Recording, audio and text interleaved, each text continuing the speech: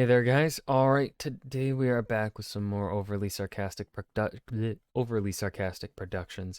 This time, hitting up the trope talk on damsels in distress. I'm curious what Red's gonna say about this trope, and really what it's gonna cover here. Uh, she usually always twists it on me and throws me for a surprise by what actually gets covered in these trope talks sometimes. So, we'll see. No Kickstarter talk today. Maybe in the next trope talk. Have something. I hope. I really wanna get it going. Because I just just wanna just want my book out there. God damn it. Ah. Anyways, let's dive in. You know, damsels in distress seem to get an awful lot of flack these days. Being Okay, that's not the start I was expecting. situationally unprepared or powerless seems to be out, while constant self-sufficiency and casual ass-kicking is in. And to be honest, that's kind of a bummer, because I live for characters relying on and helping each other, and in my experience, nothing brings characters closer together than rescuing one another from the clutches of a diseased maniac or two. Now, I'll freely admit to a bias on this front. I love this trope. Rescues are fun, villain-hero dynamics are fun, distressing your characters is fun, and I think that one of the most entertaining ways to elaborate on your established characters is to drop them into a new and dangerous situation and watch how they react. One of your heroes getting captured by a villain or two can Oh, she's being very clever on how she words this. She's specifically leaving character and not gendering it. Right? That's the thing. She's like she's stretching out this damsels in distress to I think just mean characters in distress needing to be rescued, which yes, that is always a good time. Like yeah, have a damsel be in distress now and then. Just as long as also, it isn't, the what I'm guessing is probably going to be said is like as long as it's always like a man rescuing a woman, have the man need to be rescued, have him be in distress and be rescued by his love interest, whether that be another man, one non-binary, or a woman. Um, so yeah, I'm so far. I think I see where Red is going with this.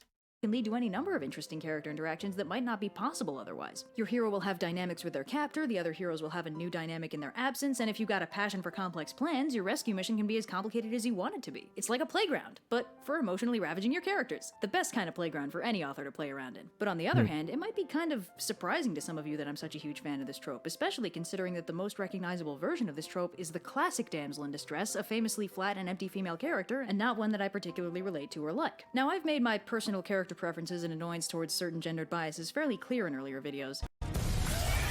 The short of it being that because I'm both female and fairly manly, I get a kick out of seeing manly badass female characters, and the opposite of a kick out of seeing exclusively fragile and or feminine ones without much agency. There's nothing wrong with those character traits, and there's obviously nothing wrong with being feminine or not having the objective of ideological manliness in real life. I just personally prefer seeing characters that I more fully relate to than feeling restricted by primarily seeing characters that I really can't fully relate to. So obviously, both the lack of agency and the widespread usage of the classic damsel in distress really bugs me. So why do I like this trope if, logically speaking, I should hate it more than life itself? Well, the thing is, the classic damsel in distress, the princess in the tower, Yep. the Okay. kidnapped I knew where she was going with it, and I was right. Ha! girlfriend, That's whatever. rare. She's nowhere near the only way to write a damsel in distress. It's just the easiest way to do it, because you don't actually have to put in the work of writing a character for her at all. She may as well be a magic item or a big bag of money. Her only defining traits are that people want her and she's hard to get to. But there's a newer variant of the damsel in distress that's very different. It takes an established character, puts them in distress, and then examines how they and their friends react in those new circumstances. Now this is what I mean when I refer to the damsel in distress trope. Not the Okay. fairy tale princess with nothing behind the eyes, but the fully fledged character thrown into a challenging situation that drives home their natural inability to be totally self-sufficient. I was right on my guess on what Red was on the twist Red was gonna give with this trope. Look at me go. That's like, oh, which trope talk did I get right? Did I guess right? Didn't I guess one of the tropes earlier?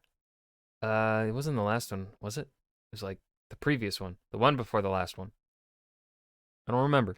Now obviously, the first and biggest problem with writing this kind of damsel is that they run the risk of falling into the damseled mindset the minute they end up in distress. And what I mean by the damseled mindset is basically what happens when the writer treats the distress as an excuse to put this otherwise fully developed character on the sidelines for a while and leave them out of the story. The character stops acting like themselves, or stops acting entirely as soon as they get sufficiently distressed, because the writer has benched them for the duration of their time in distress. They've gone from being a character to being a story reward. You definitely know what I'm talking about. We can all think of a character who got dropped into a bad situation and immediately stopped all attempts at self-preservation. This usually happens because the writer has a dramatic rescue queued up, so from the plot perspective, the character doesn't need to save themselves. But it's generally out of character for anybody to find themselves in a bad situation and immediately decide they're stuck there until further notice. This is the damsel mindset, and the trick is that every damsel category I'm about to talk about from here on out does not have it. The damsel mindset is a writing error that puts a damsel character on a shelf for the duration of their time damsel, rather than working through how they'd logically act in the situation. It basically turns them into the classical characterless damsel until they get undistressed. For a quick example of someone who's damseled but not in the damsel mindset, there's a moment in the Legion of Superheroes cartoon, minor spoilers for episode 2, where Saturn Girl, a squishy telepath with very little physical combat ability in the color palette of Princess Peach, gets dogpiled by a load of robots. Watching this, you'd be thinking, uh-oh, she's psychic, they don't have minds, so I guess Superman is gonna have to swoop in and bail her out because she can't do anything here. At which point she busts out this psychic shockwave move and disables all the attacking robots before passing out. She then wakes up in a cave with a werewolf thing that, as it turns out, is not hostile. Although before this becomes obvious, when it's still a captive damsel situation, she kicks him in the face and makes a break for the exit. Classic distress scenario, classic damsel archetype. She doesn't even get out of distress by herself. But without the damsel mindset, she doesn't fall into being a classical damsel, and she's a lot more interesting to watch. So basically every variant we're about to discuss is a character type that has been damseled, but has not been written with a damsel mindset, meaning they're still going to be acting in character. This is important because the entire benefit of this version of the damsel in distress is the unique kinds of character interactions you can get from these scenarios. You're basically kneecapping yourself right off the bat if you forget to actually write the character at the center of the whole distress storyline. One side note real quick. There is one reason to break out something resembling the damsel mindset. Sometimes a character can be emotionally broken or working through some stuff, and during that time will be unwilling to try and save themselves. This looks like classical damseling, but this isn't a negation of their character. It's putting their character through something really upsetting and portraying that to the audience by having this normally active character be utterly dispassionate about their own safety and well-being. This one's good for character development and audience knife twisting. Anyway, moving on to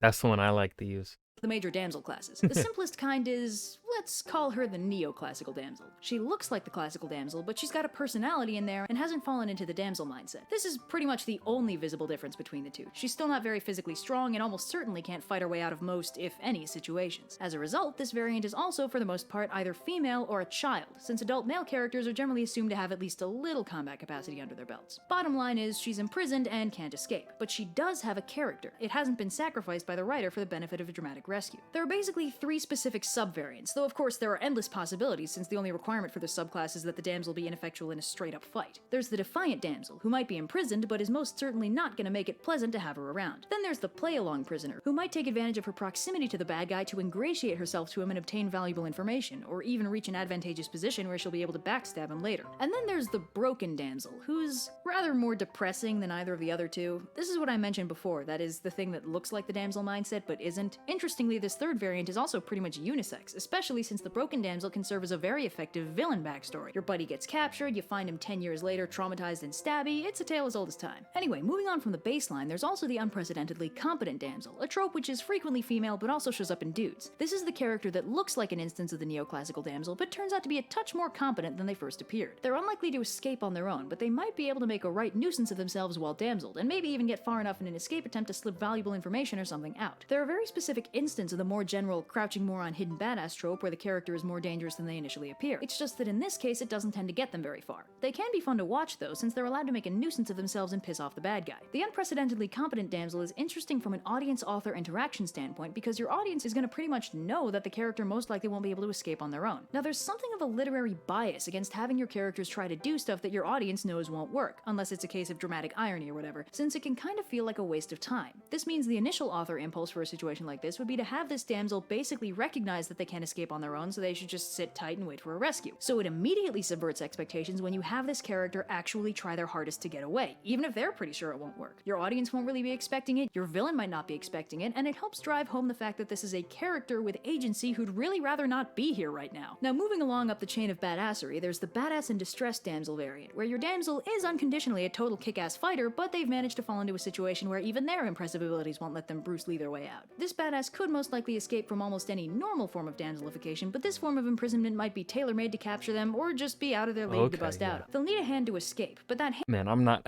not having things to say here because Red's just covering it all. And I also don't really write this trope just because of, well, one, the negative connotations typically around it. It because of how it's been done so in a certain way so historically, it's easy actually to slip into the problematic parts. If it's one of those that you end up writing that you're not really thinking about. But like I said, I typically do the one where it looks like it, but really they've been like tortured or they've gone through something very fucking traumatic where they've lost their hope. Because that one I feel like you can play around with a lot more. You have more avenues to go with. That I feel like it's a bit harder for the audience to necessarily predict or like know what exactly to expect with that one. Whereas the others that Red's kind of talking about here, you kind of, once you see it, you kind of know the vibe of what's going to happen. But the one where they're just emotionally broken down, like physically, mentally, etc.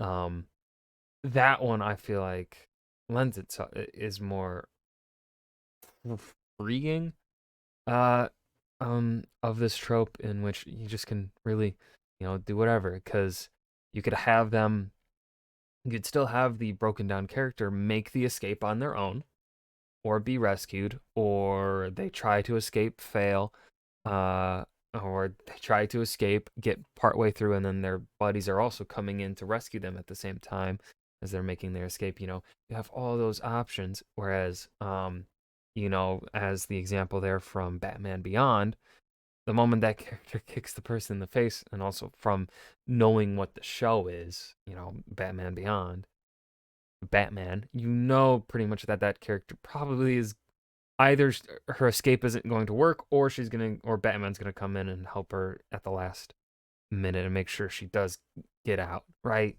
It feels more limiting to me in what you can do with them. Whereas if you break your characters down emotionally, it's more up in the air as to what the hell can happen.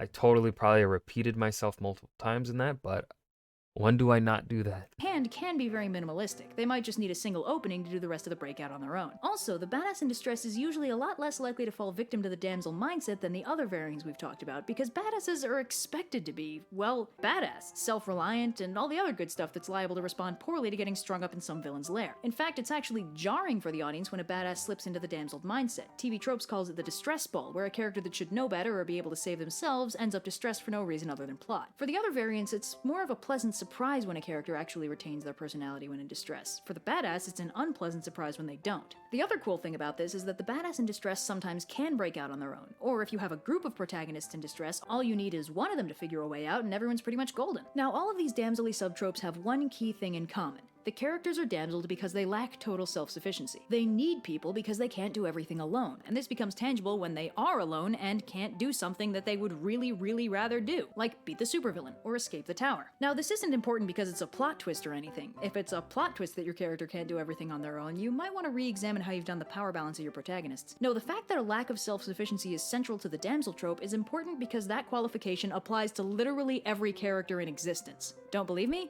Even Batman has been damseled, and this was like a good Batman, where he was characterized as being crazy prepared and pretty much entirely self-sufficient. But when they put him in a prison being run by himself from a parallel universe, he's straight up stuck and has to be rescued by the Flash thinking outside the box. See, damseling can realistically happen to anyone, and this is good, because damseling is a really useful trope. And like I said, I'm biased on this front since all my favorite stories involve at least one highly dramatic rescue or escape, but from a purely logical standpoint, damseling can be super useful. Damseling opens the door for all kinds of interesting character interactions and subsequent subsequent character development. See, at its heart, this version of the damsel in distress trope reinforces one specific message. You can't and should not be expected to do everything alone. Some characters explicitly Yes. need this moral, but for other stories, it's less you can't do it alone and more you aren't alone, and when it counts, we're here for you. And that is a sentiment that everyone can stand to hear. It's just about the most heartwarming thing a person can hear. This is probably why damseling is so popular. It's one of the easiest and least contrived ways to invoke the power of friendship, which is an absolute monster of a trope on its own and very useful if done right. Damsel someone and the friendship-powered rescue mission writes itself. Now, of course, there are some risks when writing this trope. I brought up the distress ball when I talked about the badass in distress, which is where a badass character falls into the damsel mindset despite having no business being that accepting of a bad situation. This can happen out of habit or because the writer wants to focus on the dynamics of the reduced team rather than the missing character, but a lot of the time, the real reason for this is, well,